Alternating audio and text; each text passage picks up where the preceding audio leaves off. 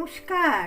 বসবাড়ির রান্নাঘরে আজকে আমি রান্না করব মৌচাক পিঠে। তার জন্য প্রথমে আমি একটা নারকেলের পুর বানিয়ে নিচ্ছি।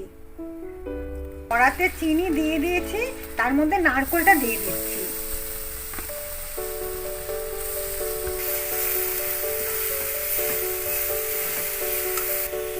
এর মধ্যে একটু এলাচ দানা দিয়ে দিলাম থেতো করে। এর মধ্যে আমি একটু পাউডার দুধ দিয়ে দিলাম। পাউডারটা এর মধ্যে দিয়ে পাউডার দুধটা নারকেলের সাথে মিশিয়ে নাড়িয়ে নিলাম। মৌচাক পিঠের পুরটা রেডি হয়ে গেল। ডো বানানোর জন্য আমি এখানে 1 কাপ আতপ চালের গুঁড়ো নিয়ে নিয়েছি। তার মধ্যে আমি খইকে গুঁড়ো করে রেখেছি, সেই 1 কাপ দিয়ে দিলাম। খই গুঁড়োটা দিয়ে দিলাম এই 1 কাপ মাপের। এবারে আমি ওই কাপের সিটি কাপ পাউডার দুধ দিয়ে দিলাম। ওতে আমি একটু নুন দিয়ে দিলাম, সাধারণ নুন দিয়ে দিলাম। এবার আমি এতে একটু ঘি দিয়ে দিলাম। এবার সবগুলো আমি মিশিয়ে নেব। সবটা ভালোভাবে মেশানো হয়ে গেছে। এবার আমি এতে একটু গরম দুধ দিয়ে দিচ্ছি। অল্প অল্প গরম দুধ দিয়ে আমি ডোটা মেখে নেব।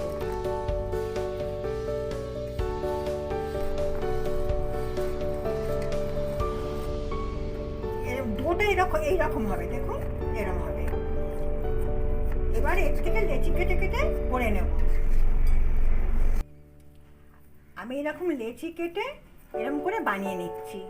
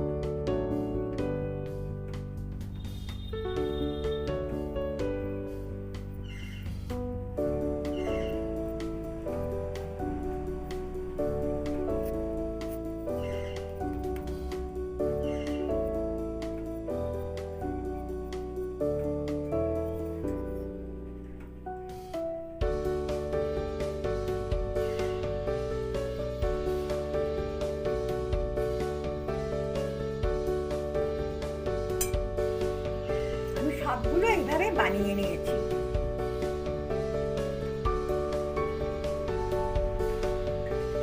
জল ফুটতে দিয়েছি, সেখানে এটা এরকম করে দিয়ে দিলাম। একটা ঝাঁঝরির মধ্যে ওই পিঠেগুলো দিয়ে, ফুটন্ত জলের উপরে ভাপ উঠছে, তার উপরে দিয়ে এটা আমি চাপা দিয়ে দিলাম। 15 মিনিট বাদে ঢাকাটা খুলে ফেলেছি। কিছুক্ষণ ফুটবার পরে আমি আঁচটা কিন্তু কমিয়ে দিয়েছিলাম। তারপরে 15 মিনিট বাদে দেখলাম এটা হয়ে গেছে। এবার গ্যাস বন্ধ করে নামিয়ে নেব। এই যে পিঠেগুলো সব হয়ে গেছে, এর মধ্যে আমি একটু রস দিয়ে দেবো। এই শিরাটা আমি 1 কাপ চিনিতে 1.5 কাপ জল আর একটু এলাচ গুঁড়ো দিয়েছিলাম, ছোট এলাচ গুঁড়ো দিয়ে শিরাটা করে রেখেছি। এবার এইটা এর মধ্যে আমি দিয়ে দিচ্ছি।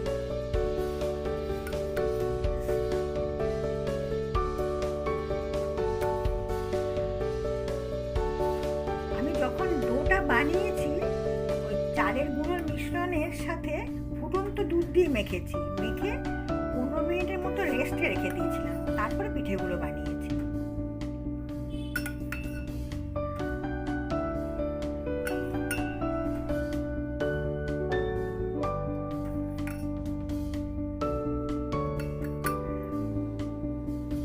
মৌচাক পিঠে রেডি। আপনারা প্লিজ ট্রাই করবেন। আবার আসবো নতুন কোনো একটা রেসিপি নিয়ে। তাহলে আসি, নমস্কার।